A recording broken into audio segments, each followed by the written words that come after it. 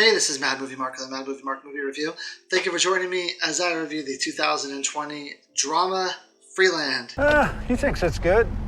Hey, that's a bit cocky for you to say. You don't even know what my review is going to be like. You have no idea how I feel, so let me go ahead and give you my review here.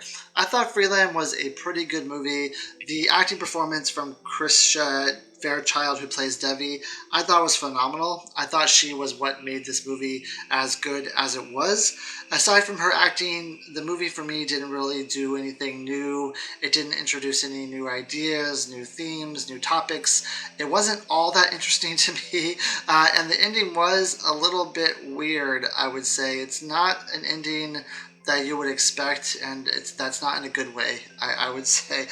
So essentially what this movie is about is we have Devi, who has been running a illegal marijuana farm up in the mountains for decades, for 30 years. Now she's surrounded by a lot of other people who do the same thing. Her neighbors all do pot farms as well. They all grow marijuana.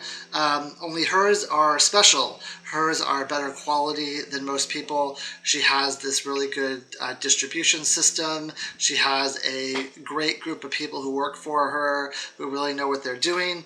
I would say she, in this movie, is like the Sears of marijuana, and that is like the Sears department store of marijuana, because there's a change a-coming in this industry where marijuana is starting to become legal throughout the country. So a lot of, at least the younger marijuana farmers near her, are starting to apply for papers to become legal so that they can have an easier time in the system selling this marijuana without having any legal issues or any problems. But she decides that that's not what she's going to do, because she's set in her ways. This is what she knows. She has done this all her life, and she's never had to go legal before. She just doesn't see any reason to have to do it, and she doesn't want to do it. So by day, she is selling marijuana. By night, she's like smoking marijuana. That's pretty much the life that she's living throughout this movie. So Freeland has a 100% fresh rating from the critics on Rotten Tomatoes and a 62% fresh rating from the audience. I'm currently reviewing every movie that has a 100% fresh rating from the critics on Rotten Tomatoes, and I will rank them from worst to best once I'm done reviewing them. So eventually in the movie, she is cited for selling her marijuana legally. She is fined for it. She realizes that she has fallen behind when it comes to the industry. She has fallen behind when it comes to getting legal. She should have done it. One of her employees earlier in the movie suggested that she should try to go legal, that they should become partners, and that they could have this really great booming practice, this industry, if they tried to go legal. And she fought against it. She said it wasn't something that she's going to do, but now she realizes she should have done it, and she's behind, and she's kind of no longer the face of marijuana in this city. She's actually kind of a pariah now in this town that she's in, because no one will do business with her, because she has this target on her back since she was cited for selling illegal marijuana. Now that other people are legal, there's different avenues and streams that these sellers and distributors are going through, where they only want to sell with people who are legal and people who are not facing scrutiny for not being legal. So she is at a very hard problem here, where she hasn't changed with the times, just like Sears did. That's why I say she's like the Sears of marijuana growers, where time has kind of passed her and she has not kept up with it, and now she's kind of paying the price, and she is struggling. She is clawing tooth and nail. She is trying to become legal. She is trying to find distributors who will work with her, because her distributors, everyone that she worked with before, is now leaving her. They refuse to work with her. So she is fighting tooth and nail to try to get this product moved. Now, this guy who works with her, he is the only employee I would say that's focused on throughout this movie. He is an alcoholic. He lives, they all live with her on this property in like different mobile homes, motorhomes. He is constantly drunk. He's constantly high. And there's at one point where they're having like this heart-to-heart conversation, and he's drunk, and he kind of like makes a pass at her. And you could see that coming, I would say, throughout the entire movie. It seemed like he did have some sort of feelings for her, whether they were because he was drunk or because he actually had some sort of feeling towards her. But she does not approve, she does not allow this to take place. And the next day she confronts him and says, like, do we need to have a talk? Was there, like, what happened yesterday when you made that pass at me? And he acts as if he doesn't know what she's talking about and everything is fine. Now he then, as she's fighting to find distributors and fighting to pay her workers, she tells them that there needs to be like a new pay structure because she can't afford to pay them every week. Now she has to pay them like one lump sum once the season's over with. And she assures them that they will get paid, that she has never not paid people for their work before. But if they're not okay with this structure, they can go ahead and leave and she can find another crew. Now they all agree to stay and agree to this pay structure. So later on in this movie, this guy who hits on her, who works for her, does something very weird. Now, the whole movie, they seem like they're a coordinated group, that they're going to work together, that they're going to get through this with each other, that it's going to be a fight, that they're going to fight together. But he does something at the end of the movie that is just very out of character. It's very out of tone for how the movie is going. It's a very childish thing that he does, and it just seems very out of place and very weird. And then you never really understand why he does it. I don't want to ruin what he does because it would ruin like the whole second half of the movie, but you never really truly understand why he does it. And I don't know if it's because she did not allow him to like throw himself at her. She is quite older than him. She's in her 60s. He's probably in his like late 20s, early 30s.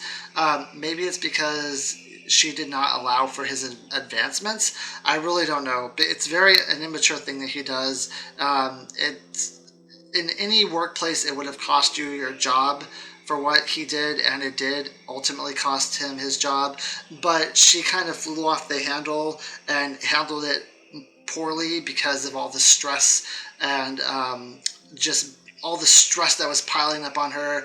I believe that's why she handled it poorly. That she just kind of had this big outburst, whereas before she was trying to keep it all together. She was trying to keep things to herself. And she has like this outburst where she totally does something she shouldn't do. And at the end of the movie, she just kind of accepts the way that life is. It's a very odd ending, especially for there's no real resolution in her life. You never understand if she is going to be okay, if she's going to be able to keep the property that she's running. She basically fired her two members of her staff, and one member of her staff left because of what happened with this guy, this childish thing that this guy did. So she loses a lot of the people who are working for her. I don't know if she lost all of them, but she definitely loses like a large chunk of the people who are working for her. So you don't actually know if she's going to be okay, if she's going to recover.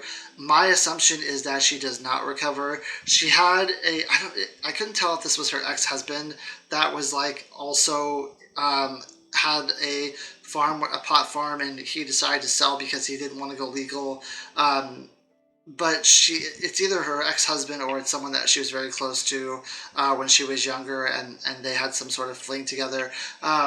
But there was also another person that was involved in her life who lost his farm, and he ended up I say farm, but I don't know if it's considered a marijuana farm or what it's really considered. But he lost his farm too, and he had to sell. So I don't know if that ends up becoming what her ultimate what becomes of her.